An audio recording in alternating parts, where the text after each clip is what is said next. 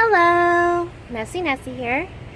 I have got a brand new paint that I am so excited about. It's the Deco Art American Decor Metallics.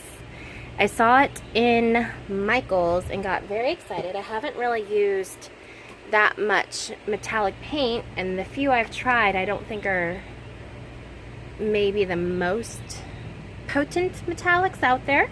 And this one seems like it's going to be really cool. So let's get started.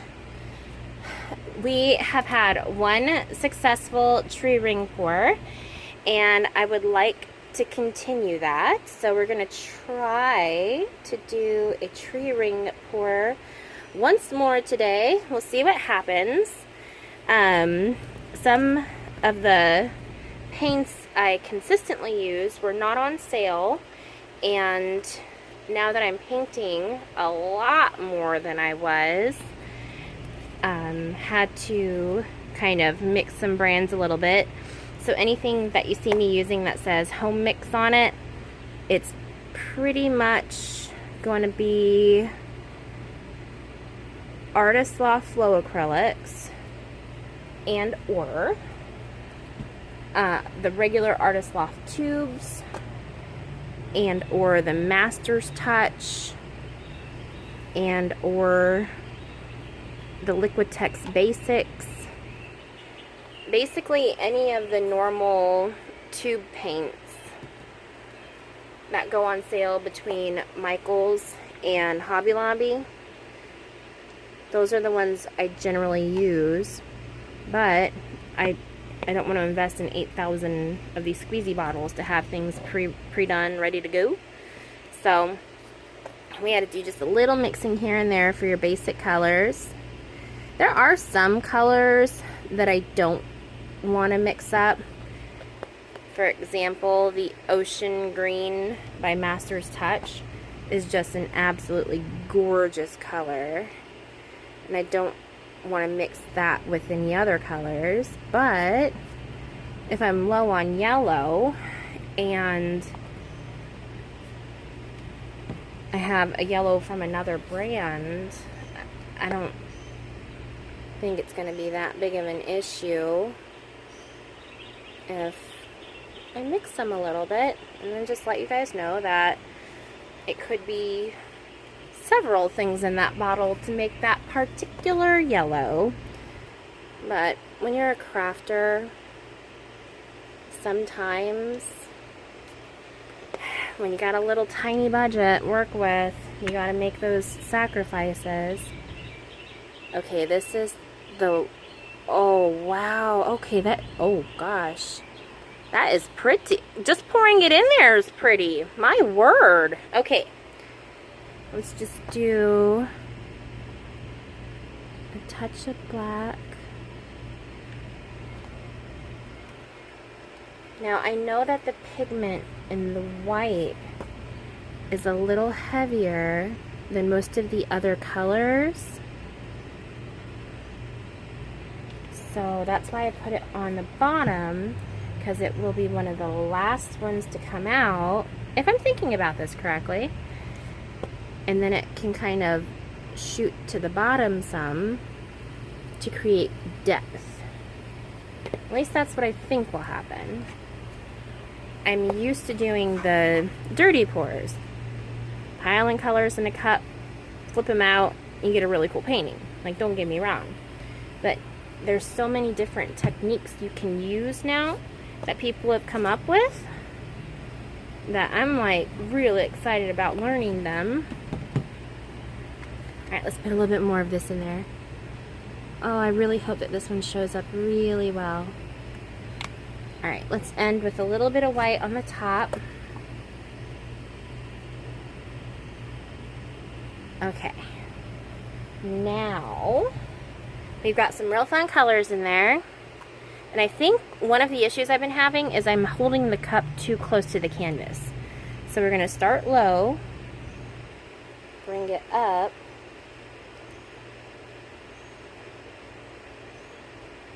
and I need to slow down, I'm going too fast.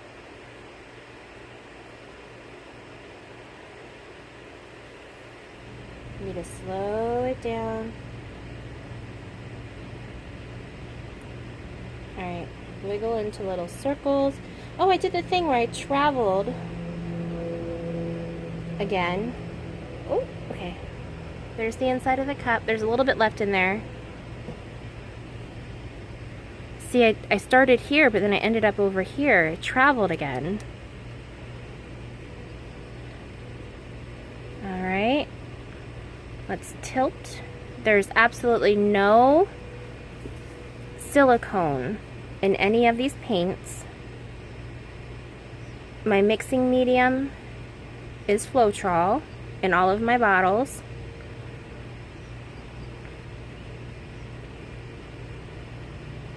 One day I tried to use the glue-all, and I don't believe I was the biggest fan of how that turned out.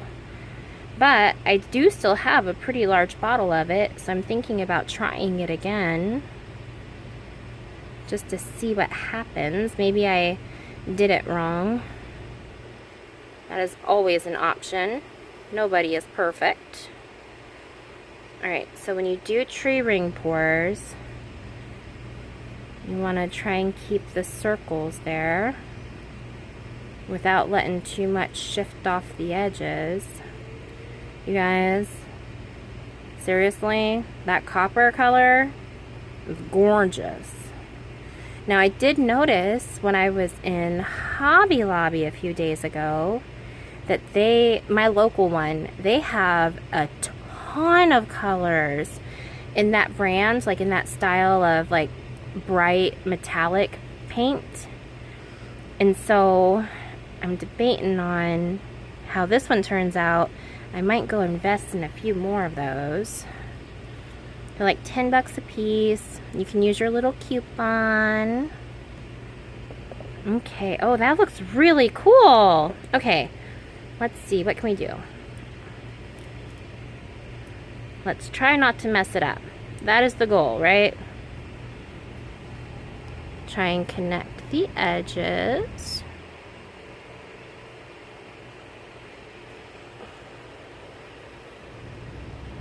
I think for tree ring pours in the future, I might just put a little extra paint around the circle before I start tilting to help things stretch out a bit. Let's see. I am not a big fan of these corners down here, but I don't want to lose the center either. I think what I'm going to do first is tilt it this way to try and work on the top two corners. Oh, out of focus. To work on these top two corners, and then we'll tilt it down. No. Up first. Okay, up first to get the center moved some this way. Please don't mess up. Please don't mess up. Alright. Okay. Ooh. Oh, gentle. Okay. Oh, you guys, I am so nervous right now. But I think I have learned a new technique. Hopefully, it'll stay with me. Oh, there's not enough paint on this canvas. Okay. Alright. I have thumbtacks on the bottom of this canvas, and that's how I'm able to easily get my fingers under there and manipulate it. Oh, I try not to do the bouncy thing, but I don't feel like this paint's gonna move if I don't. Come on, gravity, work in our favor. Okay, we still have a kind of a circle. That's cool. Let's see if we can try and get this paint down here a little bit. Oh, it's taken off. I'm shaking a little bit because I'm nervous. I never thought that a painting would make me nervous until I'm trying these new techniques. Alright, let's move it back down a smidge. Alright, there is still a little bit of paint on this canvas to work with. Oh, wow! This is looking really cool! What do you guys think?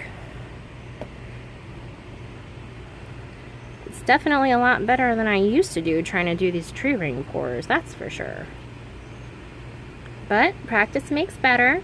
You just always keep giving it a go, and eventually you'll come up with something that's really cool.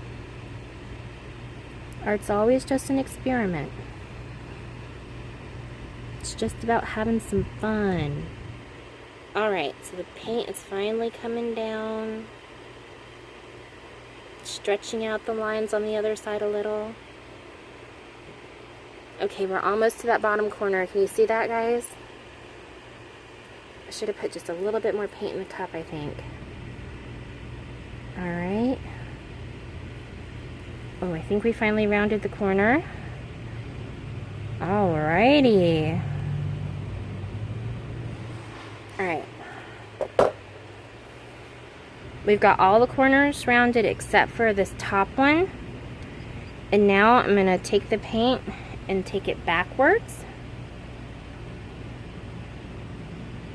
And try to salvage a little bit of that center if we can. And maybe stretch out this side a little. This is probably going to take a little while. But I am willing to put in the man hours it takes to create something beautiful. Come on, paint. You can do it. I know you can.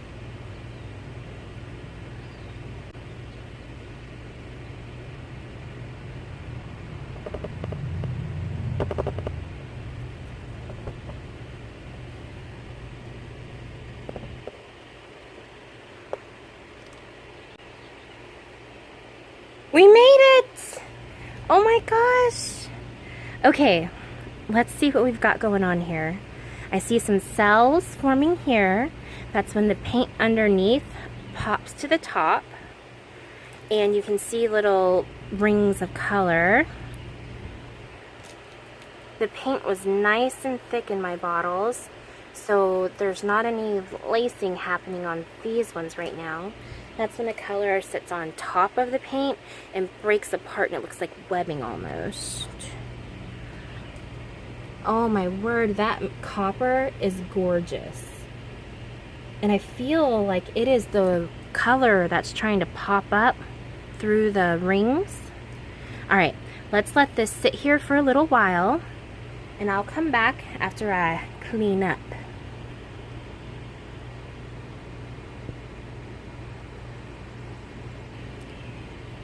So it's literally been about 1 minute. I wanted to heat gun this one a little bit. All I did was wash my hands and we've already got some fun formations happening there. So let's run a heat gun over it and see what happens.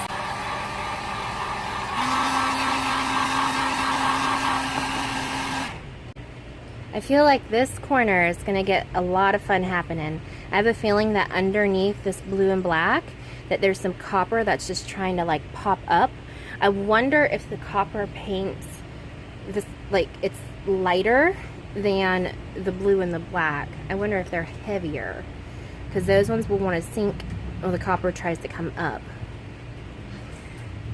Let's see. I see something happening down here, so I'm going to run the heat gun over this part.